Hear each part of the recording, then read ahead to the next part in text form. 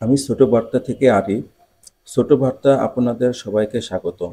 আজকের বিষয় হলো ইমাম আবু হানিফা রহমতুল্লাহ আলাইহির নাম আবু হানিফা নামে কেন ডাকা হয়।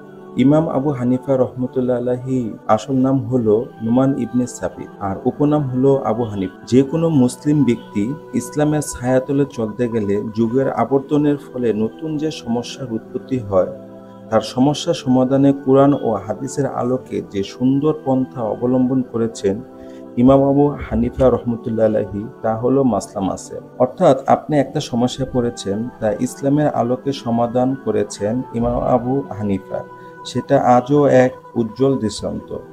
এখন মূল কথায় আসা যাক, নুমান ইবনে সাবিত কিভাবে আবু হানিফা নামে পরিচিত। সবচেয়ে বেশি চর্চিত কাহিনী হলো ইমাম আবু হানিফা রহমতুল্লাহ আলাইহির কাছে সাধারণ অনেক মানুষ নানান সমস্যা সমাধানের জন্য প্রশ্ন নিয়ে আসতো। একদিন এক মহিলা ইমাম আবু হানিফাকে জিজ্ঞেস করলো, ইসলামে ছেলেদের একসাথে 4টা বিয়ে করার অনুমতি দিলেও মেয়েরা কেন তা পারবে না। ইমাম আবু হানিফা তো ইসলামের আলোকে ব্যাখ্যা খুঁজতে লেগে যায়। ইমাম আবু হানিফা রহমতুল্লাহ আলাইহির কাছে কোনো সমস্যা আসলে তা সমাধান করার আগ পর্যন্ত মানসিকভাবে শান্তি পেতেন না। সে বিষয়ে সমাধানের পিছনে লেগে থাকত। তার মেয়ে হানিফা খাবারের জন্য ডাকতে যেয়ে দেখে বাবাকে খুব চিন্তিত দেখাচ্ছে। হানিফা জিজ্ঞেস করলো, বাবা তুমি কোন বিষয় নিয়ে এত চিন্তিত। ইমাম আবু হানিফা রহমতুল্লাহি বলল, মা, একজন মহিলা আমাকে প্রশ্ন করেছে একজন ছেলে 4টা বিয়ে করতে পারলে একটা মেয়ে পারবে না কেন। এই বিষয়টাই চিন্তিত, এর উত্তর খোঁজার জন্য আমি ব্যস্ত। তার মেয়ে হানিফা বলল, বাবা আমি তোমাকে এর উত্তর বলে দিব, তবে আগে খাওয়া দাওয়া করো। ইমাম আবু হানিফা খাওয়া দাওয়া করার পর তার মেয়ে 4টা দুধের বালতি দুধসহ নিয়ে আসে। এসে বাবাকে বলল, বাবা এই 4টা দুধের বালতি এই 4 গরুর দুধ। এখন আমি যদি তোমাকে বলি এই বালতিতে কোন গরুর দুধ, তুমি বলতে পারবে? ইমাম আবু হানিফা রহমতুল্লাহি বলল, হ্যাঁ বলতে পারবো। তখন ইমাম আবু হানিফা রহমতুল্লাহি এর মেয়ে বলল, আর যদি 4টা বালতির দুধ একসাথে করে ফেলি তাহলে কি তুমি নির্দিষ্ট করে বলতে পারবে এটা কোন গাভীর দুধ? যদি বলতে হয় তাহলে 4টি গাভীকে দেখিয়ে দিতে হবে। একটা মেয়ে একসাথে 4টা বিয়ে করলে আর মেয়েটা গর্ভবতী হলে বলতে পারবে না নির্দিষ্ট করে কার সন্তান। একটি মেয়েও অনেকগুলো বিয়ে করতে পারবে, তবে স্বামী একজনের সাথে তালাক হলে তারপরে আরেকজনকে বিয়ে করতে পারবে।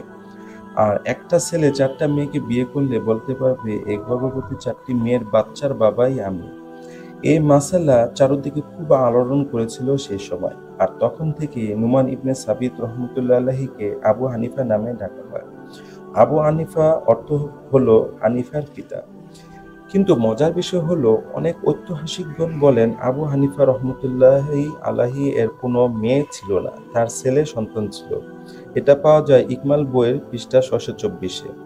যদি তাই হয় তাহলে আবু হানিফার নাম কিভাবে হলো? ওই ঐতিহাসিকগণ বলেন আবু হানিফার আরেকটা অর্থ হয়, তা হলো মিল্লাতে হানিফা, অর্থাৎ সরল সঠিক ধর্ম ইসলামকে পুনর্জীবিতকারী ও প্রসারকারী ও প্রচারকারী। তারা আরেকটা ব্যাখ্যা দেয়, আর তা হলো ইরাকি ভাষায় হানিফা শব্দের অর্থ কালির দাওয়াত, এবং আবু হানিফা রহমতুল্লাহ আলাইহি নিজের কাছে সবসময় কালির দোয়াত রাখতেন, তাই তাকে আবু হানিফা নামে ডাকা হয়। এই কথা উকদুল জামান লেখক আল্লামা মোহাম্মদ বিন ইউসুফ সালিহি দামেশকি শাফি রহমতুল্লাহ আলাইহি এবং শাকায়ে নোমান বইয়ে পৃষ্ঠা 1031-এ পাওয়া যায়। আমরা আলোচনা করে যা বুঝতে পারলাম, তার মেয়ে হানিফার কাহিনী যদি ভিত্তিহীন হয় তাহলে আবু হানিফা রহমতুল্লাহ আলাইহি এর নাম করণ 2টি কারণে হয়েছে। এক, সরল সঠিক পথের প্রচারকারী হিসাবে উপনাম আবু হানিফা। 2, সর্বদা নিজের কাছে দোয়াত রাখার জন্য তার উপনাম আবু হানিফা রাখা হয়েছে। আল্লাহ আমাদের সঠিক বুঝদান করুক, এ দোয়া করি এবং সঠিক ঘটনা জানতে পারি এই আশায় বিদায় নিচ্ছি। আল্লাহ হাফেজ।